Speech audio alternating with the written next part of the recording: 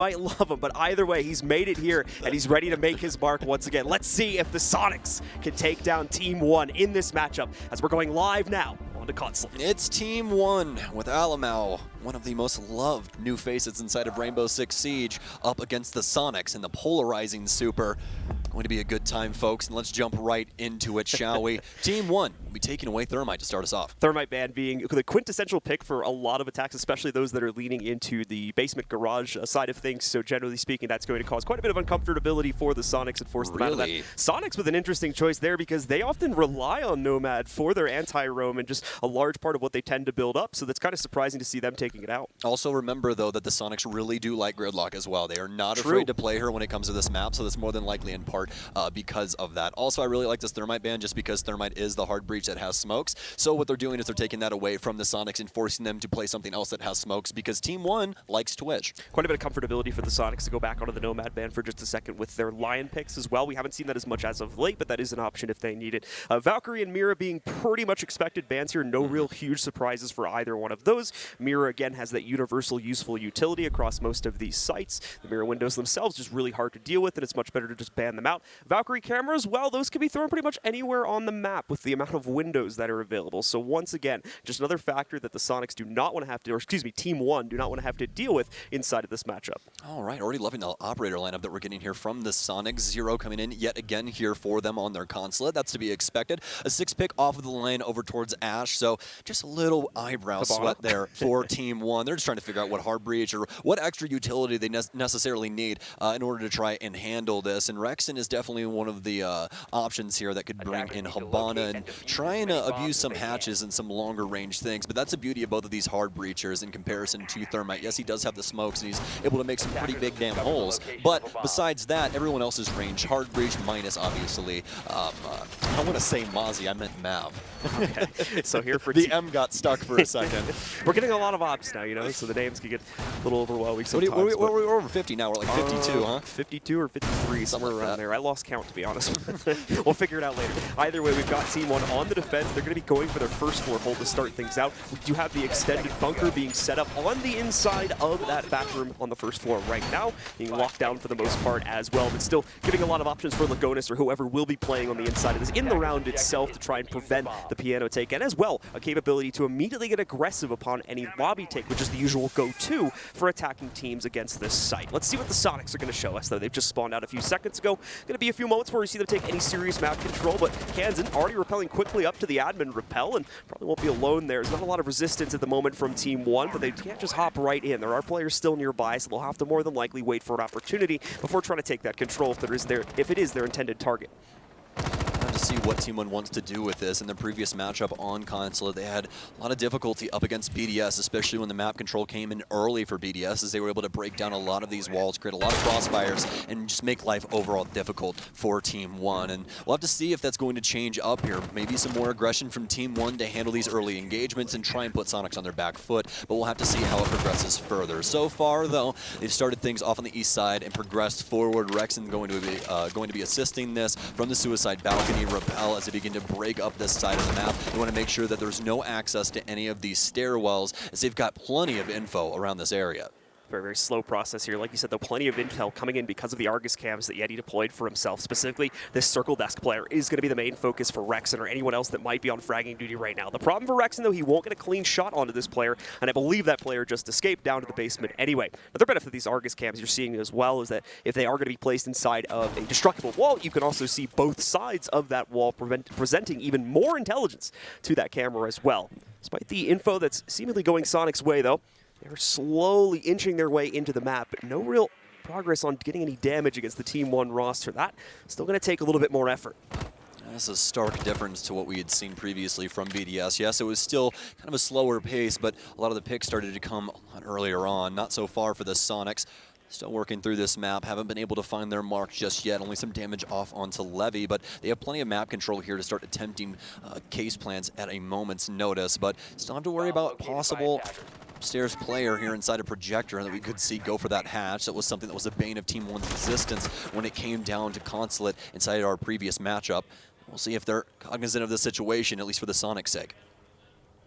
So once again, no actual aggressive attempts to try and pick off kills or try to pick off players from Team 1 whatsoever. They've just been sitting in their standard positions, especially over towards Piano and Bathroom on the first floor. Those players have not had to do anything except watch cams for this entire round. Finally some action though, as we see the first attempted plant come in from Supr. They're thinking it's coming in from the front door though, but this Nitro Cell going to be right up on top of Supr. A quick denial, that just before it goes down onto the ground. Unfortunately, for quite a few of the other members of the Sonics, they're still going to be locked out by the front door because of the Toxic Babe sitting there. We can see Kanzen on Spiral, but he needs to worry about the plant. The problem is they're losing more and more members of the Sonics. Neskin now in position with another Nitro Cell to deny this secondary plant attempt that's coming down right now. No, the Nitro Cell is off though, but it shouldn't matter as Alamau completes the rotate to the back of the circle desk and shuts down the final plant attempt. Okay, so Team 1 simply operating around the Sonics and just waiting to see what their move's going to be. The Sonics finally get comfortable, go for the plant, does not work out in the slightest. Just way too much utility still in the pockets of these defenders, as well as Z being completely unchecked. A lot of confidence there coming out from the Team 1 roster. You can see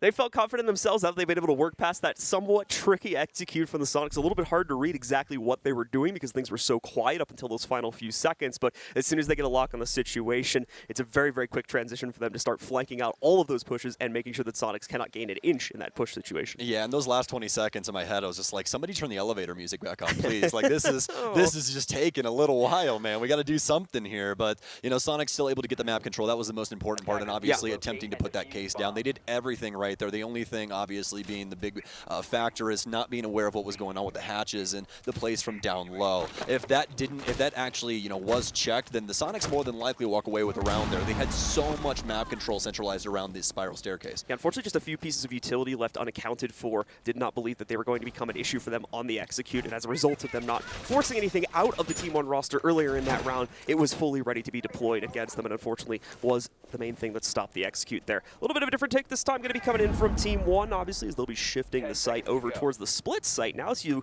you will see those reinforcements going down in the triple garage panel just because that is a usual entry point for attackers here, and might dissuade them from going that direction if they have to use what's usually a limited amount of hard breach on it. But considering we still have both the Hibana and the Ace picks, that probably won't be too much of a problem for the Sonics this time around. Yeah, more than likely not. We'll see if they do want to go for the clear here. This is going to be pretty easy for them to hold things down, especially with Yeti still on 0, so they'll be able to use his cams to watch their flank if they do want to try and set up shop on this end, and that's exactly what they're going to do. Rexen already slapping things down for the Selma charges, and what a better person to be playing this operator overall. If somebody is going to have an AK-12, it's got to be somebody with the frag potential like Rexen. So as that first 30 seconds continues to go by, Sonics quickly dealing with the garage panel that we talked about earlier here. Not going to move in and take the full control for themselves just yet, though. More than anything, wanted to leave it open as an option for mid-round antics and possibly some clears if they can force anyone from Team 1 into a peculiar position that they can then abuse. Aside from that, though, a lot of exploration going on from the Sonics roster right now, trying to take control of all sorts of different parts of the map. We can see Kanzen going all the way up to the top floor here, taking that control inside of console, and now starting to gain some second floor control for the Sonics to hopefully force out any roaming Team 1 members that are in the area back down closer to the site. In fact, one of them nearly getting caught right there. Alamau trying to rotate closer towards circle desk, nearly loses his life as he goes under 50 HP. Yeah, always a scary angle there being worked outside. Levy not able to get any damage back off onto Supr either, so this will limit Alamau's potential going forward inside of this round, but doesn't look like it's exactly limiting him to him, actually. He's definitely still set up for the proper pace that he had before. Does not care at all. Not one single care in the world for that HP bar. Still got to keep up the pace and try and get in the face of these Sonic members. Although for the Sonics, still progressing quite adamantly throughout the map. Yeti going to be assisting inside of Z. Supr already with a hold inside of lobby. Also progressing very well on a multitude of different floors right now, holding on to Spiral as well as progressing things forward upstairs. Yeti just continuing to set up more of those Argus cams to continue to distribute the intel, especially for any type of late round play that's going to come out here for the Sonic. We saw how chaotic the last one was because of the fact that it was essentially a 5v5 going up to the very final seconds of the round, and we're looking like pretty much the same exact thing is going to transpire once the Sonics are finally ready to commit themselves to this execute. More than likely against Tellers, but I want to keep the options open as it's actually looking like it might be a bit of the opposite here. We've got a big presence build up downstairs in the basement, so it could be a push directly into the hold from Team 1 instead, and that appears to be the case. A 1-for-1 exchange is how it starts out, though, but the Sonics are pushing in. Unfortunately, they're getting torn apart once more here by the Team 1 setup as Neskin picks up the most recent kill against Rexen. That's two of the big fraggers here for the Sonics down on the ground. Supr and Kanzen trade some more out. They're able to equalize the equation down to a 2v2, but oh no! A team kill from Alamau. He did manage to down Supr, so it's been brought into a 1v1, but at the same time, we're seeing them try to move into position for this. Kanzen Still looking for a capability to get into position to trade that out. He's so far detached from the situation as he was trying to support from up on top, but now he has to move back in, trying to find Alamo. He's got the angle advantage on, just has to fire in the right position. No, he's missed it. He's going to walk right by. Sees it, can't get the SMG-11 shot though. Alamo's now so low. He's made the transition, and no! Alamo gets both the kills at the end, and it's going to be another round for Team 1. I cannot believe that just happened. Alamo had such minimal HP as well, and he still is able to get away with that. Another thing that's happening for the Sonics right now is that, John, they simply don't have any intel game. When we saw them go down Spiral, that's despite bringing 0. Yeah. Well, the thing is that they have his Argus cams, but outside of that, the drone economy when he walked down Spiral was absolutely abysmal. I think the only person that still had drones up was Kanzen. It might have been like one extra person that had maybe one more drone, but that was it. So it was very difficult for them to try and get it beat on where the rest of Team 1 was. Unfortunate team kill there, but Alamo still able to clean it up. And I mean, look at that, 5-0-0, looking hot to start. Might explain part of the reason why these attacks are so slow for the Sonics. If Team 1 is just finding an immediate counter to any type of drone intel that the Sonics are trying to gather, Sonics can't just rush head first into these rooms knowing full well that Team 1 have setups for it. But you guys can rush over to the store and get this awesome new Susquehanna Soniqs TCSG 12 skin. Go ahead and check it out now in the in-game store. Get it. It's a beautiful skin. Sorry, I had the twist to the ad ready to go there, so I had to take the opportunity. Of course, my friend, of course. But yeah, make sure you guys go into Rainbow Six Siege, check the in-game store, and look at all of those esports skins because, man, are they beautiful. I will say it over and over again. I absolutely love that program and how it supports all of the teams inside of R6 esports. So again, make sure to go and check that out. But now, into the halfway point here on Team 1's defensive side. It's round 3, and Sonics will be out the gates now.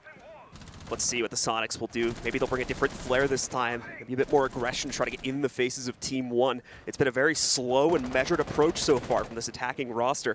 But unfortunately, the attacks themselves have not led to too much success for the reasons that you had mentioned, as well as many others that have been transpiring over the first 2 rounds also. You can already see that drone game being used pretty heavily within these first few seconds. No losses to it, just as of yet here, so better in that regard, but it's still incredibly early days on the round, and we don't expect most of it to have gone away. Either way, though, Sonic's still going to rely heavily upon the intel that will come from both the drones and the Argus cams before they make any more forward momentum on their map control here. I think the biggest thing right now is that we just need to see them have some effectiveness inside of these opening kills. This has been the biggest issue right now is they get a lot of intel off of obviously using those drones. That's how they're getting destroyed, but they really don't do anything with that intel. They're obviously progressing forward and still getting map control, but it's what Team 1 wants them to have, and they're just giving it up. They're not actually fighting and trying to vie for anything across the map. But now, might have one of our initial engagements happening very early here. This will be the earliest fight that we have had that if anyone does end up dying here. Neskin playing this patiently with the rest of the Sonics, but Yeti, oh, what a shot from outside will take down Neskin, who oversteps finally and sets stalls. I believe that's going to be the first time we've seen a kill happen in this game above the 1 minute mark, if memory above serves 130, me. actually. Yeah, Yes. above the 1 minute 30 mark here. So for the Sonics, a good start. We'll see how much it allows for them to try and leverage an attack, though, because that's been the issue before. One single entry might not amount to a whole lot here if they're still not going to be able to set up the positions in time to be able to descend down into the basement and go for another attack. KDS as well, still with the positioning on the first floor, has some capability to get trickier later in the round if he's going to be able to maintain that over towards Visa. We can see some of the other Sonics members, though, mainly Super, working on opening up the garage panel while the rest of the team, I believe, has gotten full piano control and is currently working on opening up all of those top-down angles so that they will be good to support themselves in any type of post-plant scenario that they'll go for soon. Oh, with the timer dwindling down now, the Sonics are being forced into a position where they must push in and start to execute here. They just start to get these frags once again in an attempt for these plants. But so far, still just sticking to this drone game, excuse me. So we'll be focusing mostly on this top floor. Kanzen already working his way upstairs into the bathroom. And he's obviously prioritizing Levy, who's currently inside of Connector, just manning the hatch here for Lobby, as well as some other angles around this space. But Team 1, I mean, things have fell silent around the map. Super, as well as the rest of the Sonics, currently just trying to figure out what they want to do with this space. Yeti's still worried about Lobby as well, and a potential drop coming through from one of these players. He sees him and lights him up. That's going to be a double for Yeti inside of the round, and more than likely the siren song for the Sonics to start moving forward. I was waiting for that Argus cam cam to finally come true, as we had known Levy was walking past it multiple times. Now we have to see what the Sonics can do with just 3 seconds left and try to put the case in the ground. Supr's plan attempt has to go off well, and it's not even going to need to be completed because the Sonics just clean up the shop entirely, and now Yeti's firing shoes. So we're going live once again. Thank you for your patience. We'll be getting back into the action right now here. Taking a look at what's going to go on in round number 4 as we'll be going back to a first floor hold once again for Team 1. Yeah, just make sure to let us know if we filled correctly, guys. Add us on Twitter or something like that, you know. Go follow Bluecasts. He's a good guy, let me tell you. But besides the point, we're back into the action and the stuff that we actually want to talk about. It's going to be the lobby site for Team 1 yet again here. And along with that, double SAS operators and Echo along for the ride. Ying coming in as well here for Super, which is going to add, again, we were talking about this before, and I said about execute utility, and to be honest, to correct myself real quick, they weren't bringing a whole lot of actual execute utility in the form of what you would normally get from something like Ying up until this point. I think it's actually a really nice adjustment. There hasn't been a massive need for all of that hard breach that they were bringing with both of them, so I think swapping this out for a Ying could have some potential to work very well, especially considering the Sonics have had issues getting that initial kill, and it's oftentimes come down to at least 2 of these rounds to a 5v5 with only 30 seconds left. I really hope this isn't a rush here from the Sonics because they could be walking into the Alliance Den just looking at the operator lineup that Team 1 does have. If they end up pushing this incorrectly, they're going to walk right into those Banshees and more than likely start meeting some shotguns inside of the site, and that's a gunfight that you do not want inside of close quarters.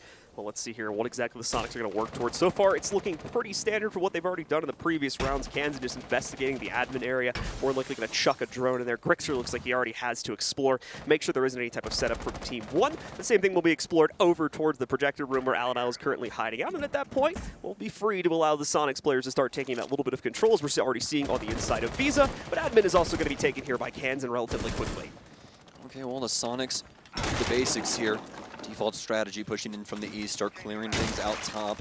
This is Kanzen's job. Obviously, that support coming in from Suicide Balcony yet again here, as to be suspected. They'll be hightailing it into admin here for the rest of the Sonics. They can start progressing through. They're going to need some assistance when it comes to hard breach if they want to try and apply pressure properly to projector. Also a pretty unique spot there if you guys saw that Argus cam in passing. And obviously can assist Yeti not only with the top floor vision, but like what John was talking about before, you're allowed to flip those if it's soft or hard breach on both sides. And you can actually see 2 different ends, which is very, very cool when it comes down to it.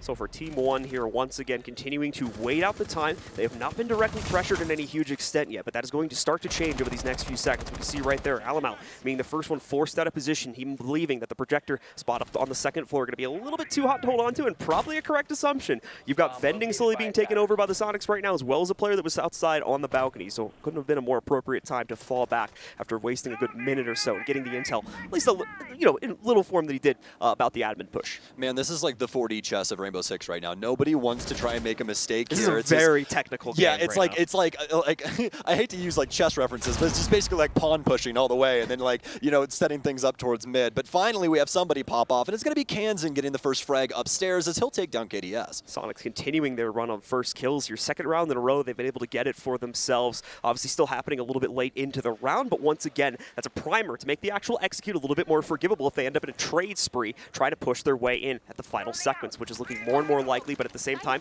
we have them ready to move in. The Candelas are starting to work their way out, as well as the smokes for Super. First plant attempt going to go down onto the ground. Where's the counter coming in from? So far, nothing on the other side. In fact, the Candelas might have masked the sound of the plant, and it's just going to go down for free. Beautiful work from the Sonics here. They also pick up another kill against Team 1 in the process. Neskin trying to lurk in, but oh no! Kanzen has the read, shuts him down before he can even get full sights onto his opponent. It seems like the rest of Team 1 suffering from the same fate here, as Lagonis, Levy, the last bastions for this team, will falter at the end of the round, and the Sonics will pick up a second.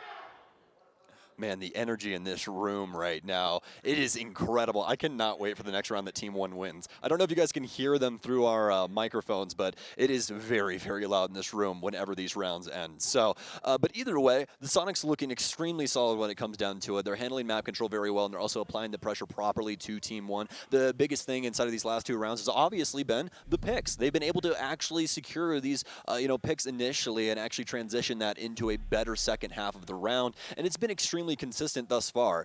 You know, I also love the utility that we see Super just constantly rotating around. This is fantastic from him, and I want to continue to see this. We're going back to the split site for the looks of things here for Team 1. This started out well for them, as this was the very first site that the Sonics tried to attack, and unfortunately, the first site that they really ran out of time to be back in game. Apologies once more for that delay. We are live once again, though, tied up at 2-2 if you are just joining us between the Sonics and Team 1 here at the group stage of the Rainbow Six Mexico Major. I feel like I jinxed us because I was talking about Kixon and Taro earlier when they had to fill for like 30, 40 minutes. It's like, ah, ha, ha, they had to do it this time and not us. Apparently, it was 16 minutes. Someone timed it. So. Oh, well, yeah. You know, I'm just going to... Not that bad at all. Yeah, I'm just going to knock on wood real quick and hope that this doesn't happen again. We're going to have to fill for 17 minutes coming up in a couple rounds.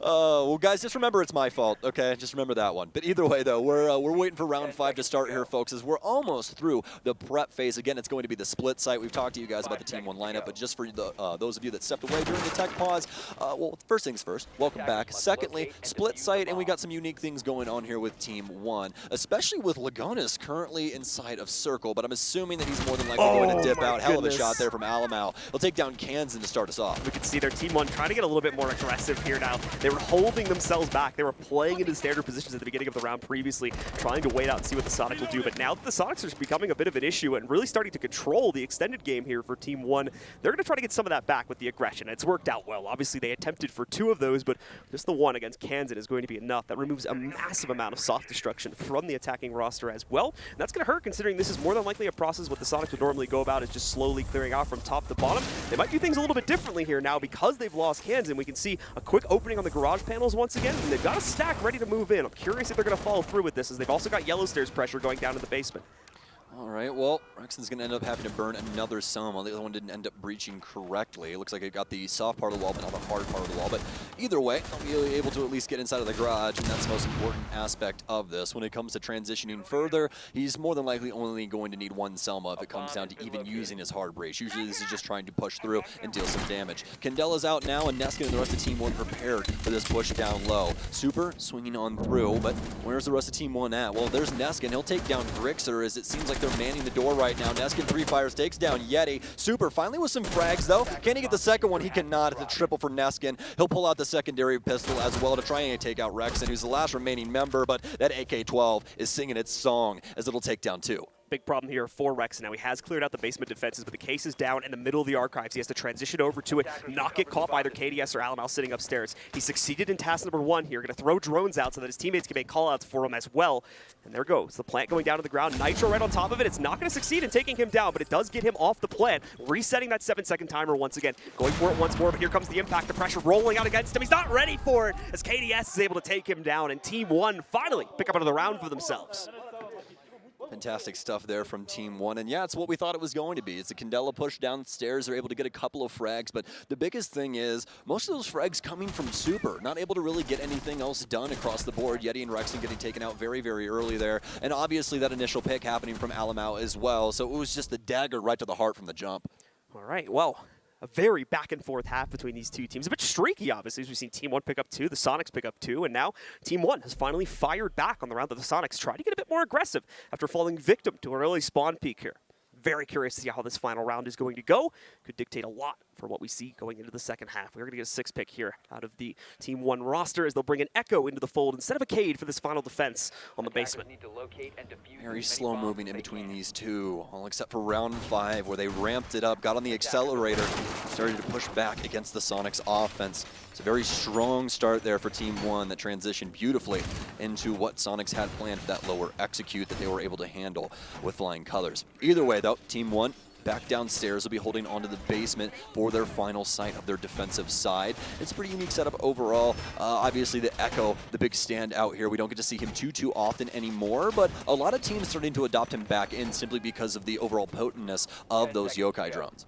So we're not going to see any actual wall denial being brought to the table here. No active wall denial, that is. But we are still going to see the Mute Jammers try to slow things down a tad for the Sonics when it comes to clearing out that garage, as well as a couple other of these panel setups also. But here come the Sonics now. We still have a lot of aggression. You can see those red silhouettes all across the building. Those are all factors that Sonics are going to have to deal with before they can even think about assaulting the basement. Otherwise, they risk getting collapsed upon, as we saw happen just in the previous round here. Let's see how they're going to try to deal with things. More than likely need to go for an upstairs clear first. Yeah, there's a lot of different ways that they can handle this equation, but it matters where they start. That's the biggest thing here. Is it going to be with the top clear and trying to apply pressure to Team 1? Who really knows? I mean, the Sonics have been moving quite slowly, and even when Team 1 did have top pressure, they really didn't even try and push into it. Instead, they'd hold on the mid floor and try and see if they were going to rotate down or do anything along those lines. So for the Sonics, do they go for the mid hold again here and trust that hold? That's the biggest thing here, because obviously a 3-3 would be great, but another pick early on as KDS gets his first frag onto Kanzen. Kanzen has been the unlucky duckling these past 2 rounds here, as he's been first to be picked off, both due to factors that unfortunately were fairly out of his control. Also, one's a spawn peak, the other one is a nitro cell that drifts a little bit too close to him on the rappel there. Might have been able to panic react to get out of that, but it happened so quick. Unfortunately, he's not going to be able to react to that as quickly as he needed to save his own life. So Sonics fighting from a deficit yet again, just like the last round here, but already looking to make up for that as they're going to put pressure onto this bunker hole on the inside of the first floor bathroom. Not too worried about it right now, though, as that player can't really aggressively swing too heavily from his current position. It's Neskin playing from the inside. So as a result of that player being locked on the inside, Sonics are still going to work on dealing with their soft breach down to the basement while they have this extra time. Still have to worry about the positioning inside a bathroom, but they have piano control as well as some crosses to deal with. But does KDS go unchecked? That's the biggest thing here. He's worked his way into Visa, can obviously start transitioning through Spyler, maybe even upstairs. He's looking to take admin right now, and this is a perfect rotation here from him. Try and get some pressure around the map and take the path less traveled. But obviously KDS kind of worried that there's more than likely positioning up here, although unbeknownst to him, it's completely barren. Still trying to open things up for more of a top-down approach. This is going to be a good usage of the utility, the can opener there. Opening another hatch option for the Sonics to try and utilize Yeti assisting with that. Gryxr just taking a load of damage from something there as he goes down to nearly 50 HP. Possibly could have been another Nitro, but I don't believe any additional ones have been used, save for the one that KDS picked up at the beginning of the round. So it didn't come from that. Either way, though, Gryxr will have to be a little bit more passive now as a result of that. He'll be down to 50 HP. A lot of intel coming out for the Sonics there as they do sneak that drone up over onto top white. But with 30 seconds remaining, the Sonics once again will find themselves pressed for time, but as we said before, they thrive under this environment. They plan to bring those very fast, very last-minute executes into the fold at the very beginning of this map, so this should not be an issue for them. Supr sneaks past the Toxic Babe, is going to make his first attempt. Like I said before, there's still 2 Nitro cells alive on the defense. No one seems to have noticed that he snuck in, so once again, a clean plant for the Sonics, just like a few rounds ago. Now, oh no!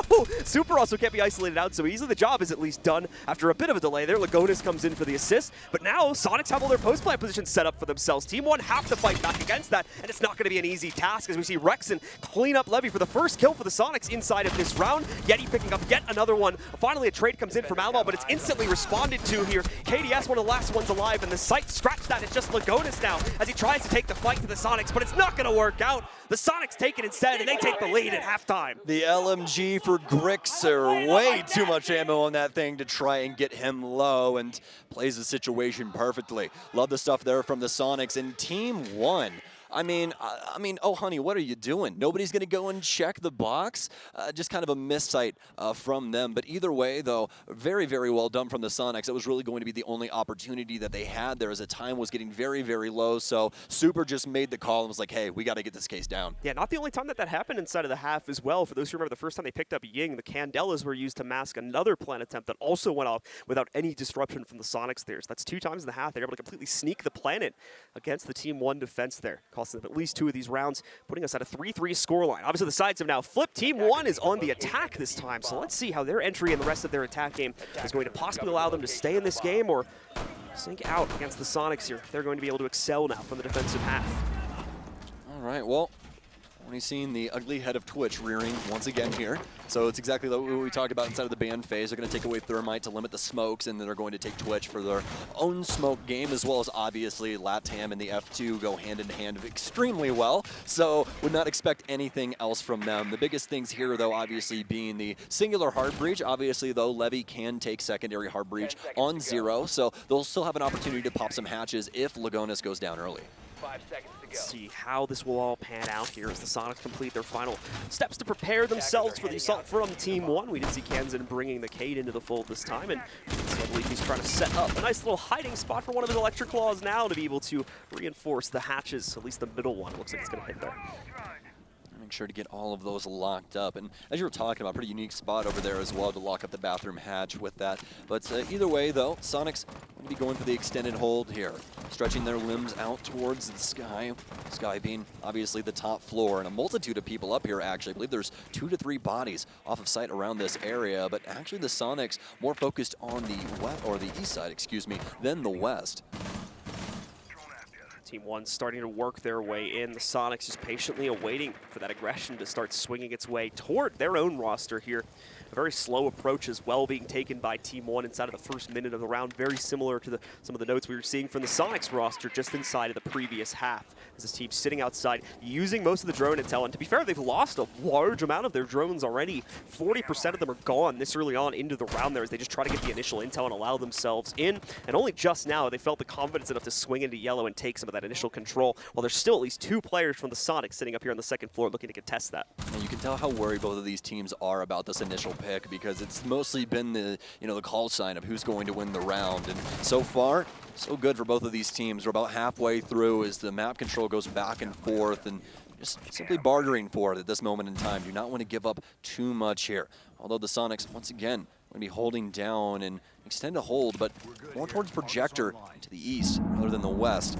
As, well, we have our initial kill here. KDS will take down Yeti. That's actually a pretty big frag when it comes down to it. But despite that, things still pretty slow moving. Still have to try and deal with the garage panels as well, with those Kaid still holding onto the hatch as well as the walls here. But besides that, not too much more going on. Supr getting a couple shots chucked at him there by Neskin as he tries to open up these top-down angles, figure out where that electric claw is going to be positioned at, and obviously allow for Team 1 to start working themselves in through the garage panel here. One of the Twitch drones, I believe, just being dealt with as Team 1 continue to clear things out as well. Kanzen just waiting for the opportunity to strike with this nitro. Oh, he almost had it maybe a second or two earlier there, and he would have been able to take out Levy, but it's not going to be the case. And as a consequence of that, Levy will now be able to open up the bathroom hatch. Great raid here from Team 1 on the top floor as well, so they'll at least know that Gryxr was last seen here, but he's going to hop too, get back downstairs. Rexen attempting to come up Spyro. He'll get taken down from Levy, who's going to immediately engage as well. Neskin will pick up one. All of a sudden, looking like it could be a flawless round here, and that's exactly what it will be. Team 1 take out all of the Soniqs members. Unfortunately, a little bit too much aggression for me there in the middle of the round from the Soniqs, trying to get out, trying to push back some of this control that Team 1 have been able to get for themselves, especially as we were approaching that last 45 seconds to the 30-second mark as well. The secondary push up through the back stairs brings them down to a 5v3. It's kind of the beginning of the end, as they just don't have the manpower to properly hold against the execute at that point. For those that weren't catching it as well, Team 1 did succeed in opening up the garage as well as all the necessary hatches, so they had every possible angle they needed. Soniqs didn't really have any advantage to rely on as we came down to those final seconds there, and throwing their players out for fights earlier in the round only made the situation worse, unfortunately. Yeah, I really like how Team 1 handled the map as well, because obviously the Soniqs were waiting for that clear, coming across the entire building, but instead Team 1 insert on the yellow side. They split everything right at the front desk and make it very, very difficult for anyone to try and push out of projector and get towards that side of the building. So fantastic stuff from Team 1 there to be able to set up that matrix, make it difficult for these Soniqs members to try and come back from the deficit that they already put themselves in. So let's see if Team 1 can continue to make those runs, and more importantly, if they can continue to capitalize on the early aggression for the Soniqs to be able to net themselves an advantage and push them up an early lead. Away from that, though, we are going to move back towards the first floor site. This is another common one we've been seeing our team shift towards as of late, and the Soniqs will be no different. We'll also be extending now all this setup on the second floor once again to delay time and hopefully maintain those positions in the event that Team 1 try to go for a direct take, as obviously that would re-enable that capability to swarm down on top of them and usually allow for a quick retake if you maintain those top positions. Attackers must locate and defuse a bomb. Okay, well, that phase finally done. Everyone out onto the field here. No big adjustments, all except for Alamau, who will now be bringing Thatcher, one of the things that we did not really talk about when it came to the ban phase, mostly because we did not see the Soniqs use this at all. Not a single time on their offense. This is the very first time that we are seeing Thatcher here, and just for those at home that are kind of new to Rainbow Six Siege, Thatcher is kind of your choice between do you want to play the game on easy mode or hard mode. Those EMPs are extremely effective at disabling a multitude of the defensive utility and just makes your life very straightforward. So let's see how Team 1 will be able to utilize that, maybe dealing with some of these utilities such as the Kate Electric Claws, which to be fair, we're not going to have much of that in this round, but you still have other things such as the Rooney Gates, as well as other pieces of utility that can be very... Mutes, I mean, Banshees, ADSs, Yep. just Pretty much the whole spread that Sonics are bringing. Look at the Sonics and be like, no, that's technically the Toxic Babes can be hit by it as well, but it only stopped them from going off for a couple seconds. That's not very useful, but either way... I don't think there's ever been a round that's been won in that way. There has to be, where like the EMP thinks perfectly. They used to be back in the day try and EMP nitro cells and get that timing correct. But speaking of timing, my timing's a little not impeccable when it comes down to conversation. Yeti's going to get picked off here. He ended up being off cam, but still going to go down early on here. Team 1.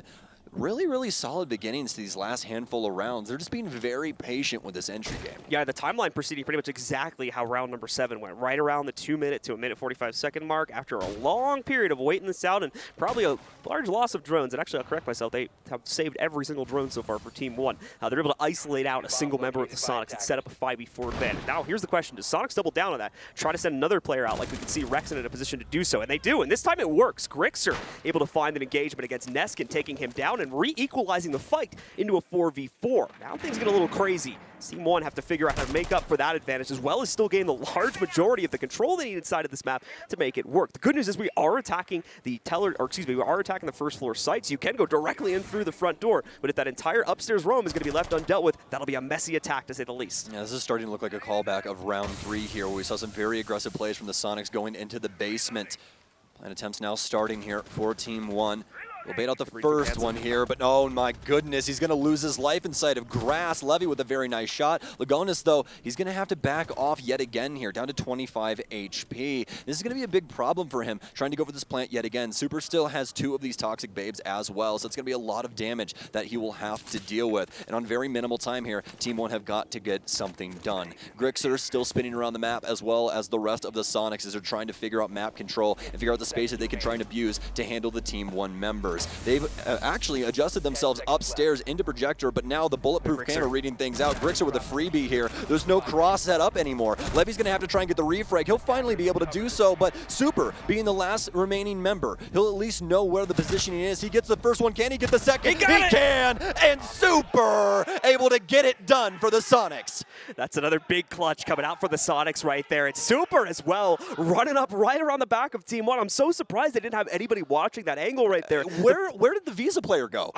I don't know. That's such an important area. Never saw their third member, unfortunately. I would have loved to get that intel. That's one to watch right there. Levy, Levy was inside oh my goodness. of Visa. He obviously transitions over, but it's so difficult to try and get out of that situation. You have to be able to hold on to Spiral. If you don't, you're going to continue to run into issues like this. Supr sneaking in at the very end of the round, stealing the round right out of the hands of Team 1, keeping this game interesting, and more importantly, keeping this game close at a 4-4 scoreline. Things are going to continue to change up, obviously, for the Sonics with another successful defensive round. They'll be locked out of that first floor site, and they'll be heading downstairs into the basement to make another run here. Okay, so Sonic starting us off strong here as they'll tie things up. Across the board, looking like they want to go for the roam game here. Rexen going to be on Vigil, one of his hallmark operators. I think this guy's had Vigil as his Avi on Twitter for 3 years, 2 years? It's been a really long time, John, I'll be really honest with you. So, but either way, he's one of the best Vigils in the world, I would say. He's just such a solid player overall. So this roam game more than likely going to be supporting that. Obviously, we have the Mute and Mozzie. So let's just see what happens here. As for the rest of them, though, Kanzen going to be providing the Electro Claws once again from the Kaid, as well as Yeti going to be on the Banshee wielding Malusi. Let's see how this all pans out once again for the Sonics. Huge confidence boost going to come from winning that last round right there. We'll see if they're going to try to throw some of this very same aggression that Team 1 threw at the Sonics at the end of the half. At them for this window right now. Gryxr with the lineup. He's got the potential positioning there. Just unfortunately the timing was slightly off. No pick this time around there. Not even any damage, unfortunately, coming from that yellow stairs window. Looks like there was a bit of aggression maybe thrown at the console window as well, but that also did not lead to much success for either side, as no one has taken any damage as of yet. Oh, in due time, my friends. In due time, we will see some damage from somebody. But for the Sonics right now, it's obviously going to be that extended holdout we were talking about, but it's pretty unique in the way that they're doing it. Mostly centralized around yellow. Gryxr will be holding on to that, but Rexen's also got some panels to his back inside of the bathroom. He's obviously going to be getting pressure from Levy here, who's currently on his window, as well as KDS, who's on yellow. But this right here is such a solid setup here for the Sonics. It's going to be difficult to try and dig them out of this hole, and this is just a big time sink. massive time sink right now here for Team 1 as they're struggling to even get into the building, let alone get any control for themselves. They can actually leverage into an execute here. Yeti finally gonna get some pressure thrown at him though as he tries to take a duel through the soft panel, like into the yellow window. Unfortunately, no damage to anyone on Team 1. It takes quite a bit himself, so does need to fall back through that hatch. Still wants to try and lean in for an aggressive fight, but could be potentially pushing himself into his own grave if he's not careful. There's a lot of Overwatch on this window right now, specifically from Lagonis, but other players able to assist if the need should arise as well. So Soniqs need to be incredibly careful where they try to throw this aggression out, as it could go badly very quickly. Thankfully, they've been able to control it though. Yeti, after quite a bit of delay, is able to re-aggress once again, find the kill against KDS, and set the Soniqs up for an early 5v4 advantage. He may be on his last leg, but that doesn't mean that he can't fight back, and he'll get it done up against KDS. Huge pickup here, as you can see Team 1 still trying to move around the map and find some frags, but Rexen holding things down on yellow, making life difficult for Team 1. They are not allowed inside of this building currently, as they are all on rappel, simply trying to find any frags they possibly can. Although Alamau upstairs, but not for very long. As soon as we see him actually in the building, he'll lose his head as well. Yeti will get a second frag. He only eats 1 bullet. They're down to 1 HP. Levy can't get the frags to go. He'll eventually be able to tag up Yeti, but the Soniqs jump ahead. The Soniqs was such a solid hold for themselves there. At the end of the round, I mean, I hate to say it, but it kind of seems like Team 1 was like, guys, we kind of just got to go for a couple pushes here and hope one of us ends up with something, because that's really what it looked like, just swinging directly into all those preset positions for the Soniqs members. And the Soniqs, as we're going to see here on the replay right now, look, swing 1, swing 2, just winning every single fight that comes their way. Yeah, like we were talking about the round, it's like you're just straight up not allowed in the building. Yeah. That's just how it is. The Soniqs are playing not aggressively, but they're playing for spatial control around those areas that are like the hot zones for Team 1 to try and get inside. And I mean, unluckily enough for them, it seemed that the only areas that they were able to break into, it was only a singular member of Team 1 at a time. So when you have that, it's always going to be difficult to try and win out those engagements, and that's exactly what we had inside of that round. Soniqs, though, these defenses starting to come together, and well, we're going to continue it as we head to the split site. Yeah, they were getting to a point around as well where Team 1 didn't really have enough time to try and completely change up the strategy. Didn't really seem like they wanted to as well. It's a little bit of hard-headedness coming in from the Team 1 roster and thinking they could brute force their way into yellow and a couple other areas like piano they tried to swing into there. So they paid the price for that. Hopefully going to learn their lesson quickly, though, as the Soniqs will continue to play in the same way as they now take the lead and sit only 2 rounds away from shutting out this map in favor of themselves. I mean, I'll be honest, with the amount of energy that Yeti's exuding right now, if I had that yelling at me, I'd probably be playing very similar. It's just like, wow, man, they are coming at each other's necks right now. It's some crazy stuff. But either way, though, Team 1 out and onto the field now, as Soniqs are going to be defending the split site yet again here. But it's actually pretty unique in the way that they've set everything up. And I've been saying that about a couple of these Soniqs lineups, especially this one, though. This split site looks very, very cool. I like what they did with the top floor here. We'll see if it works out. But especially with Super bringing in the castle barricades, this is going to make it to where there's going to be a decent amount of funneling. Obviously, though, Team 1 can counter that out. They have a lot of soft breach here, especially with frag grenades, but the big one standing out to everyone at home has got to be the Sledge of Neskin. Yeah, assuming that Neskin stays alive till a late point in the round, the castle barricades will be of minimal concern. If anything, it'll waste like a 5 to 10 second window for each one they run into, just because they'll have to rotate Neskin in position to deal with that, assuming that the player that runs into it doesn't have nades to dispatch it themselves. But either way, it'll be a relatively small consequence unless Soniqs are able to find the early picks once again and remove that capability from the Team 1 roster. Team 1, though, look like they're being incredibly cautious with this early roam for themselves. They'll enter through the basement, and we can see a few players also taking that early admin control. Just going to be the buck, though, and this is areas of the map that, so you guys can see, Soniqs are nowhere near. Soniqs have a very large stack on the other side of this one. To correct myself, they moved in from the console side, and now it's admin side where there's the stack from the Soniqs that Team 1 will now have to deal with or risk again that top-down collapse on their execute. We'll have to see how Team 1 want to try and handle this. It seems like they want to possibly attempt to go direct maybe to Tellers, but that would be very ill-advised with the setup that the Soniqs have overall. Be quite risky, but they also have to worry about Yeti, who is prancing around inside of sight currently. Neskin ended up fragging out the castle barricade here, just create some new lines of sight for himself, and possibly getting an engagement soon enough with any of these Soniqs members around this area. Nade going right to Yeti's face. He's able to dodge it, but he's going to be in a rough position as KDS continues the spray down and take him out. Team 1 take the advantage this time. Gryxr will find a response from back upstairs to put us back once again in that even footing, but another nade thrown right at Rexen prevents him from going any further in the inside of this round. That's 2 for 2 on the nades from KDS this round. Great stuff from him. Now has to try and do more, though, as Kanzen still in the play. So is Super, and Gryxr now walking right up onto KDS. Thought he was safe in the corner. Certainly not. Levy now alone alone. He can retrieve the case relatively easily, but he's got a 1v3, realistically a 1v4 now, as Rexen's just been retrieved in front of him. And while yes, he does have a clean path to the site, like I said, that top-down collapse is very much in the picture for him. Levy doesn't seem to care, though. He's been the king of these late-round 1vx frags, although he's never been able to negotiate a clutch for himself just as of yet. This could be the round where he makes the difference. As he's playing this tricky, he's not going for the OBJ right now. He knows that the Sonics might get aggressive, might try to swing, might try to get intel. And if that happens, that's a potential kill that he can get. There's one, down to the 2v1 now, knows where another one is, and he finds it! Levy with just one more kill to pick up, and he gets himself a 1v4 clutch. Not to mention, he still has over 15 seconds to plant the case. Gonna go for that now as he finally has safe retrieval, as well as a good position to throw it down onto the ground.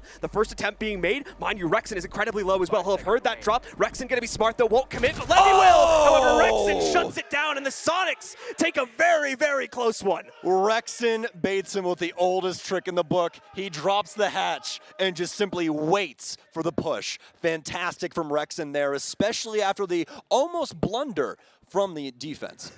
The Sonics there, you can see a little bit freaked out with what went down there. Sweat on the brow of Super right there. He's like, whoo, gotta wipe that off real quick. Shake the hands off, but we are going to see success for the Sonics regardless. That continues to bolster their lead. Now it's dealing with that first minute or two of trying to gain either a major amount of map control that they can then leverage into the attack, or enough kills to where they can just flood the site entirely. Both teams have had a really rough time finding that advantage. So we've been coming down to these really, really close 30-second executes where a lot of the times there's like still 9 or 10 players alive at that point in the round. Yeah, like we were talking about earlier, it's so technical with the way that they're doing this. It's just like the ebb and flow of the map. You know, you have one team pushing in on this side and they have the defense just rotating around their movement instead of taking engagements.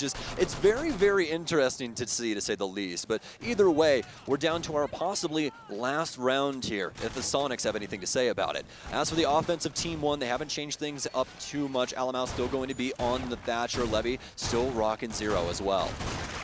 So we'll see what the pause potentially bolstered for Team 1 strategy book here. 10 more seconds until we've got the members of the Sonics working their way out. And what's going on there with Lagonis? Just pointed him out. My poor man right now, John, my poor guy. 1-9-5. One of the reasons Team 1 haven't really been able to get on the board on these offenses. He's been struggling in the frag department. This is something that we don't see happen too often when it comes to Team 1, but it's definitely a hindrance currently as the Sonics are lighting up across the board. Even Super, 5, 6, and 2, but you have no idea how impactful those frags were. Yeah, absolutely the case, especially with just his clutch right there. Ran right up, took down 2 players, as well as a planter at no timer, so outright clutched around himself. Technically a 1v3 for him if you count that third player, but that third player was nowhere to be seen in the clutch itself. Levy now going to be continuing to gather that early round intel here for the Team 1 rosters. He throws those Argus cams down. Arguably the most impactful player here for Team 1 inside of it. Like I said, a lot of them unfortunately not amounting to much because it's these very low time 1vx kills he's trying to get, but he's basically trying to pull the round back from the depths as we just saw in the previous round there. But still, a lot of it being made, unfortunately, just not able to work it in with the rest of the team to find those mid-round frags alongside some of these other players like KDS as well as Alamau in order to actually close out the rounds themselves. All right, well, Team 1 finding a staging ground here on the front desk side of the map. Currently transitioning in through the bathroom, but still have a handful of people to worry about, most notably Rexen, who's currently coming up admin, but it seems like they might have a read on this. Frag grenade out. Is it going to land there? I believe it got eaten up from an ADS or something along those lines in the area. Did not hear an explosion, but the second one is going to land true, but Rexen already extremely far gone from that area. KDS patiently waiting here now for a swing or any semblance of aggression from what would still be a hold from the Sonics members upstairs. I do believe that the Sonics have completely given up that control for themselves and have moved entirely down to the first floor hold now, so not going to have too much to worry about with regards to Team 1's position there. You still have a couple players inching themselves around the staircases, but like I said, in terms of actual aggression towards the second floor, actually I do see Gryxr over there towards admin from the looks of things, but save from that, not a whole lot going to be going on over here. Gryxr even has a quick escape route. If things get a little bit too hot for him, he can fall back down just outside of Tellers and reach a relatively safe position. Man, this pace in comparison to the BDS game is just completely different overall from what we've been seeing. Again, we're getting to this load time where not a single person has been hurt. It's all about trying to figure out the info game and see what they can possibly do with the next execution, but going down in the last 45 with 5v5, this is going to be a little risky for both of these teams. More than likely going to be a full-on Hell in a Cell. They're trying to approach Super from both ends. They'll be able to take him down as a clear of the bathroom. Rexen's going to have to do something about this. If not, this is more than likely going to be a plant and might be a Team 1 round. Some big frags now coming through for Team 1. Yeti finally able to respond with one of his own, but it's down into the 2 versus 4. The setup from the Sonics incredibly detached from one another there, as we've seen Alamau just ripping the entire roster to shreds. He's got a quad, nearly an ace there, but Levy does steal the last one away, as it's an ultimately very straightforward round from Team 1 as they hop right to the inside of Piano, and save for the position inside of the bathroom, there's no resistance at all from the Sonics, and more importantly, no support on that lone player. Yeah.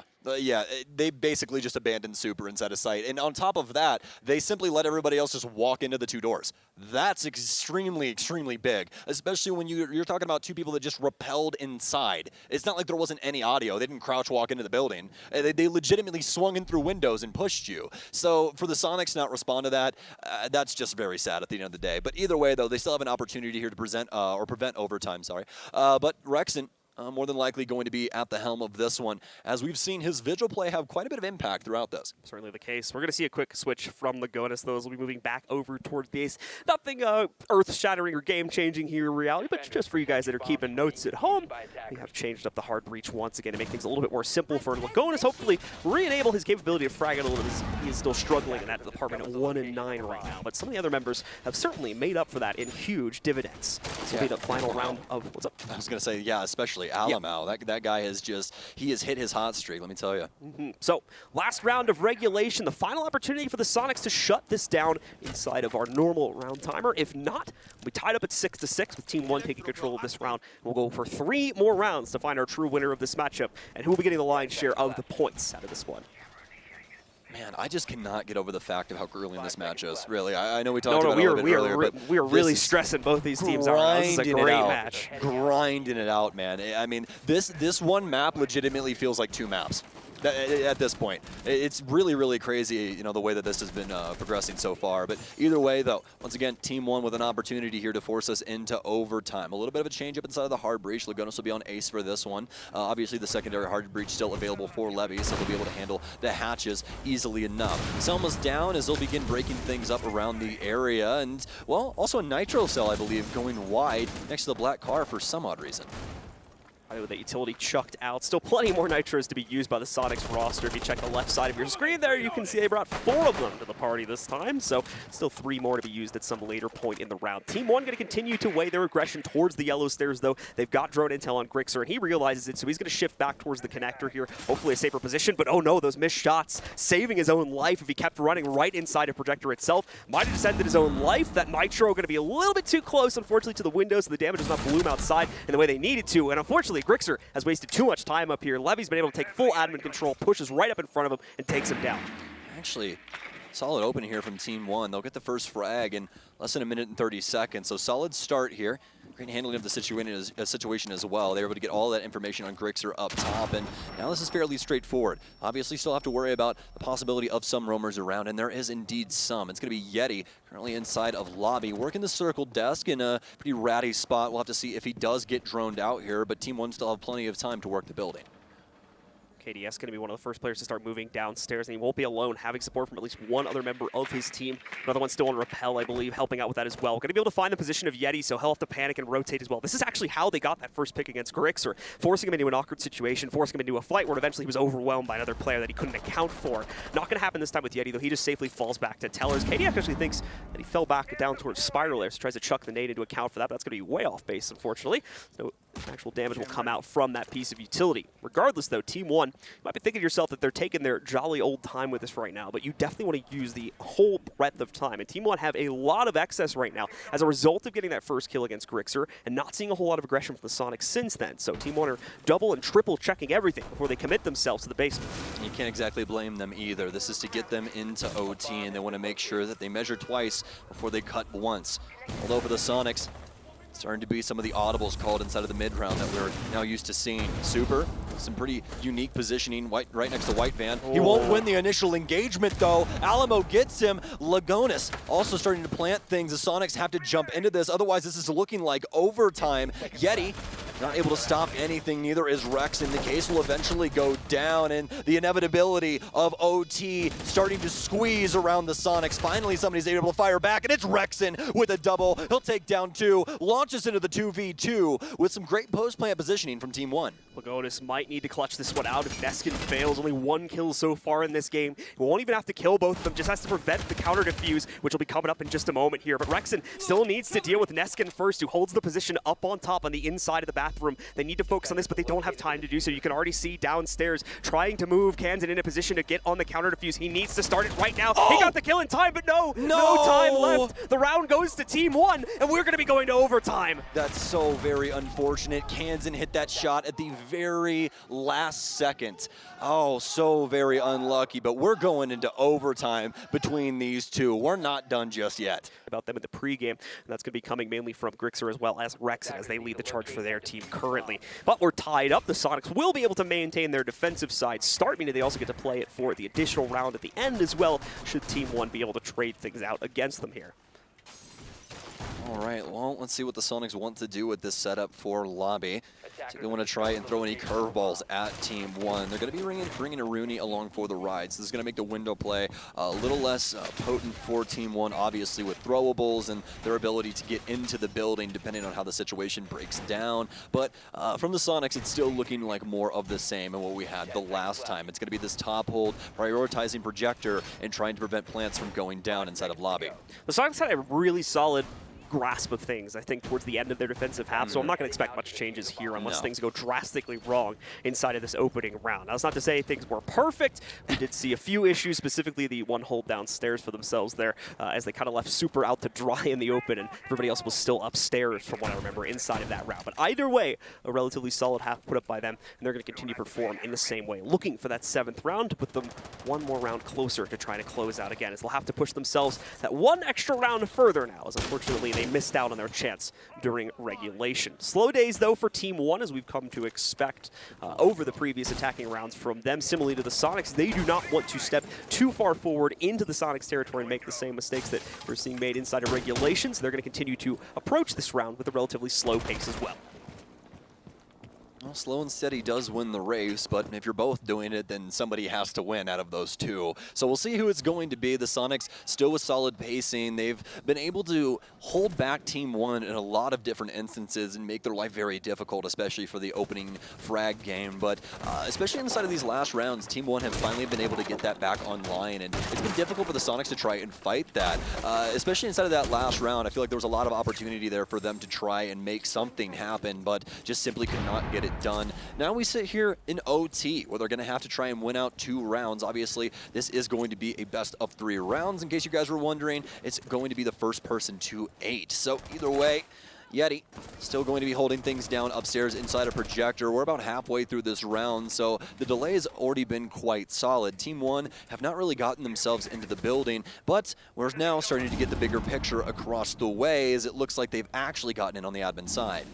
Can see a lot of tenseness building up here between these two teams. This is looking very, very similar to some of the earlier rounds inside of this matchup, where neither team really found anyone until that last minute, sometimes even lower than that, before we started to see any kills go out across the board here. Team 1 seems like they might have to execute with that potential factor playing against them yet again here, as nothing is being presented to them from the outside of the building on these repelled angles, and the small amount of control they got back up on the 2nd floor. Sonics are taking this to the bitter end before they try to contest anything from Team 1, and Team 1 seems to be of the same philosophy. There's a great find, though, from Rexen, and he's not the only one to get it. Yeti picks up another kill from down below now as he's transitioned to here after finding that kill, ready with a nitro cell. If anyone tries to move in to refrag him, he'll take care of that nice and easily. Gryxr, though, not the same case, as he's going to be knocked out by Alamau, finally giving Team 1 full upstairs control at only the 30-second mark. Yeah, and that's the biggest issue. Not very much time to get anything done, but Alamau proved me wrong as soon as I say it. Another frag falls into his pocket. He'll take down Rexen. This is looking like piano control. Super will be able to take down Alamau. Great shot from him. Lagonis also swinging in through the laser gate. He's going to take some damage from that. Ready for the SMG-11 fight, but Super once again gets it done. He is electric today. Absolutely. The passive play seems to be the way to go go here for the Soniqs, at least on their defenses,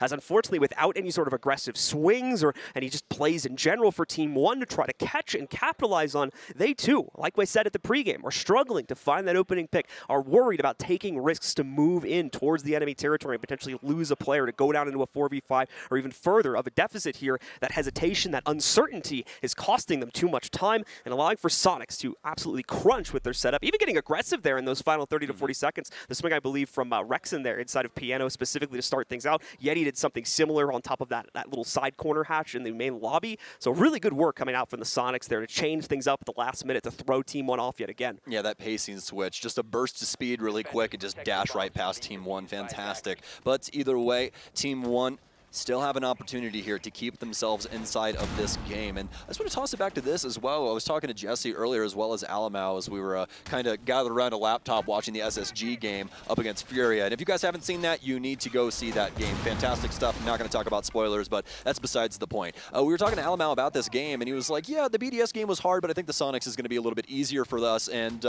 well, that's not looking to be the case right now. I mean, if they win, they're technically right, yeah? I mean, technically so, but still, this is a lot more pressure than I think that they thought it was going to be. Yeah, certainly the case here. The Soniqs came to play at this tournament for sure. And they're certainly bringing the heat to Team 1 here.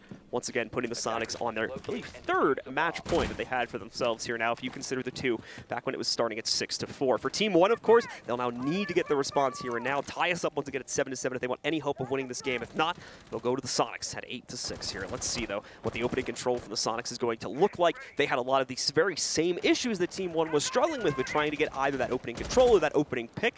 So let's see if there's going to be anything a bit more aggressive or a bit more creative to try and find it here for the Soniqs attack. It looks like Team 1 want to go fishing more than they did previously. You can already see some aggression, but that is to be expected out of Levy. He's been mostly the most aggressive player that we've seen on Team 1 outside of Alamau. KDS, more often than not, just finding his kills through, you know, happenstance, angle holding, that kind of stuff, just working things for his team and getting the frags through that. But either way, Team 1, very solid start to the beginning here. Soniqs not really able to get the ball rolling, only really inside of the info department as they're trying to clear out this top floor.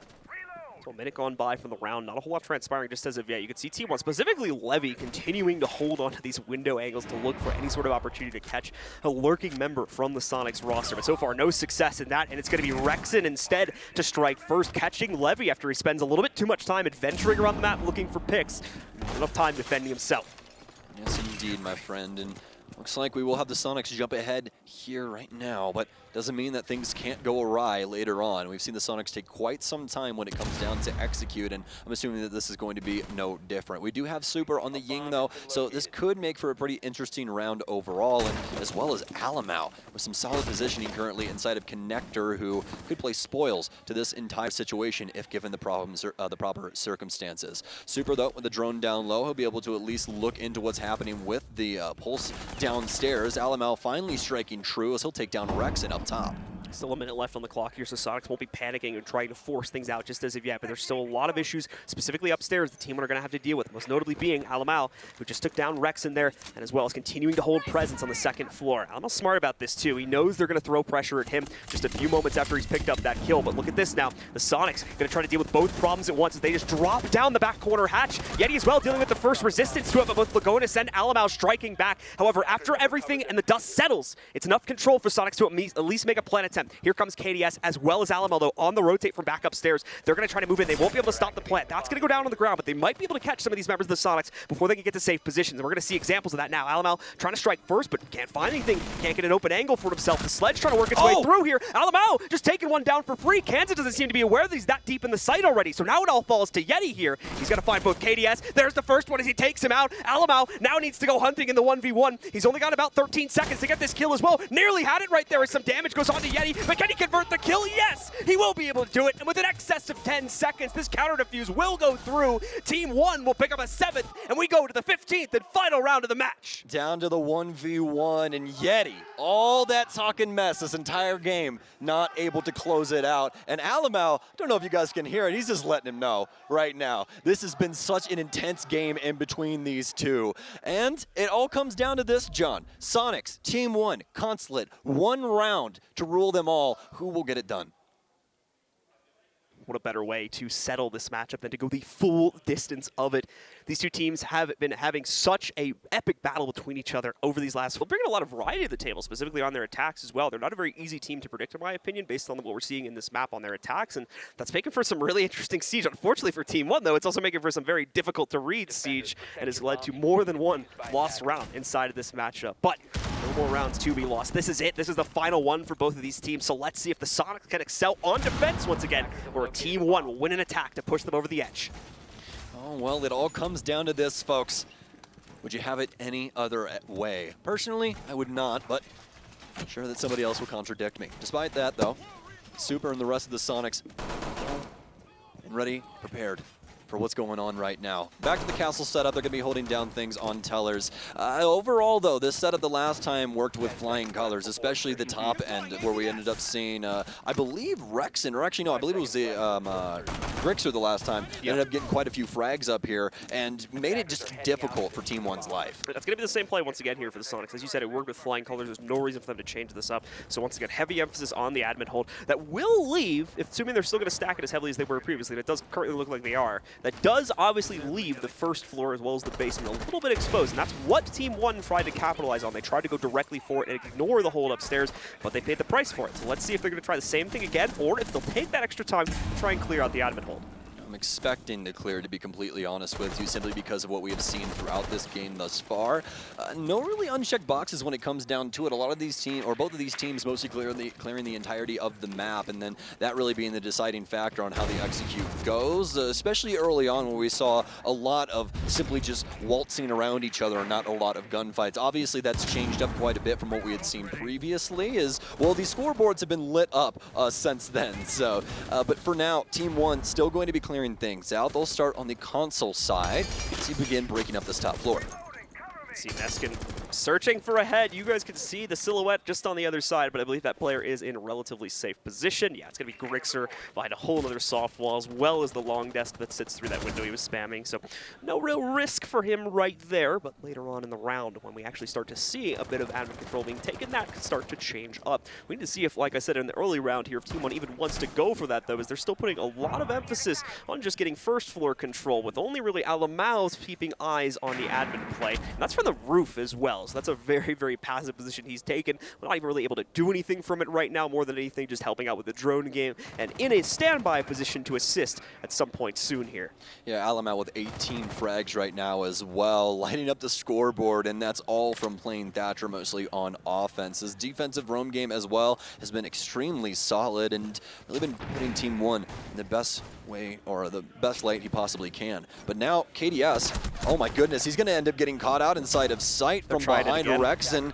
Obviously not able to do very much about that, but now the kills start to come through. Rexen will get one of his own. It's down to the 3v2. Alamau already lit up, but they obviously understand the positioning of at least Rexen, but oh no, he overstays. It's a refrag here. Levy was with a 1v3, now a 1v2 after he gets the initial frag. Starts to push up admin stairs, has one close, but Gryxr from behind, not expecting the M590 close, and the Sonics take Consulate. That's going to be a confident win for the Sonics right there. Definitely needed to go the full distance. They need to completely outstrat their opponents.